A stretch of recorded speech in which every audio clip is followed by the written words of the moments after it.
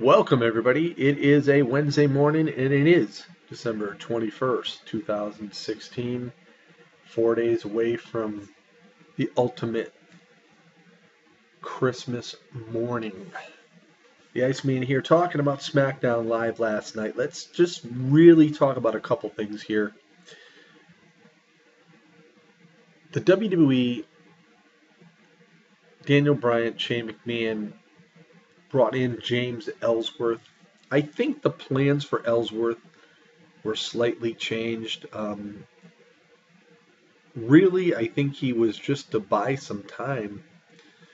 But then again, who knows? I think, originally they had plans for him, but with the AJ Styles ankle injury and everything, they had to change things up. And so for once was a man that had beaten Styles on a couple different occasions with help of Dean Ambrose, and then having a title match, which finally happened last night, and it was like bing, bang, boom, and done. AJ Styles destroyed Ellsworth, and he continued to destroy Ellsworth after the match. And you think about the whole scenario. Why? Why did any of this occur at all? I mean, why did they bring him in? And just maybe to fill up some time or to give AJ somebody to tangle with in the meantime, waiting for their upcoming plans. So it looks like Ellsworth is now out of the picture, and into the picture comes Baron Corbin, who had a match last night with Dolph Ziggler. They had issues. Dolph asked for a match. And Daniel Bryan told him, well, let's put it this way. This will be a match for number one contendership for AJ's WWE title, which will be next Tuesday on SmackDown Live, December 27th. So Ziggler had it made. He already had a title shot on the 27th. But now with the difference of opinions with Baron Corbin, he chose to give up those rights and had to face Corbin and either win in order to get that title shot. And what happened last night was he and Corbin went to work in the main event, but towards the end of that match, out came AJ Styles, interfered, and proceeded to beat both of them down.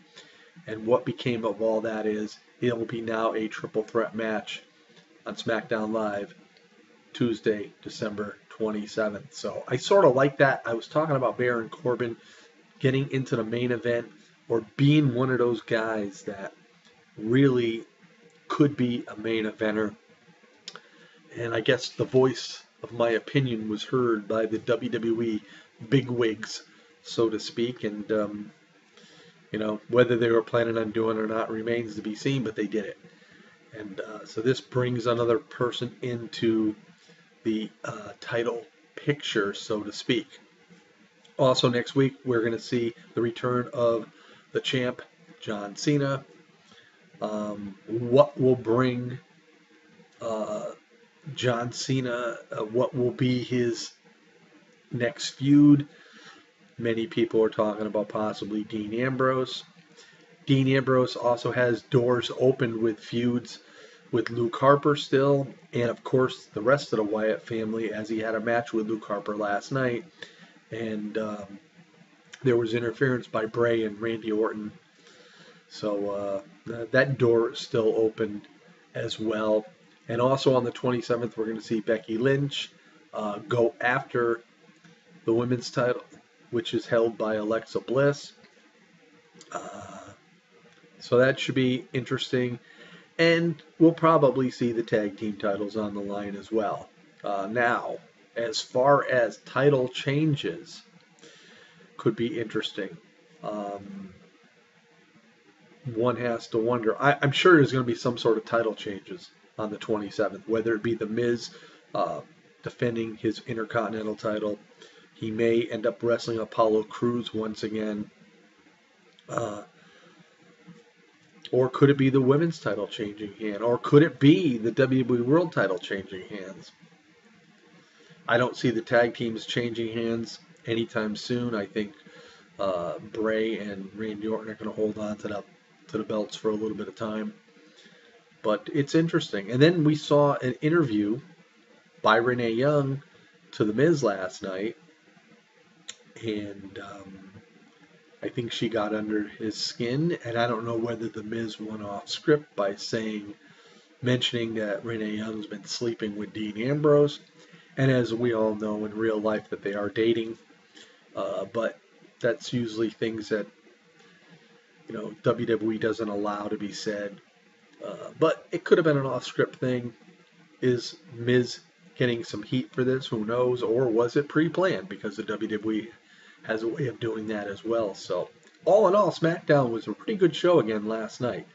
And again, it's my favorite show of the week, and I'm looking forward to next week because there's a lot of good matches. I like what they're doing with the main event, having a triple threat, and it looks as though Dean Ambrose totally out of the picture now. I'm sure he could either be going after The Miz possibly for the remarks said about Renee Young, or he still will have a feud with Luke Harper. It all remains to be seen. But it's something to look forward to, and I, for one, am looking forward to it. And we'll just see what the outcome ends up giving us. So, on that note, here on this Wednesday, out in Portland, Connecticut, this is the Iceman.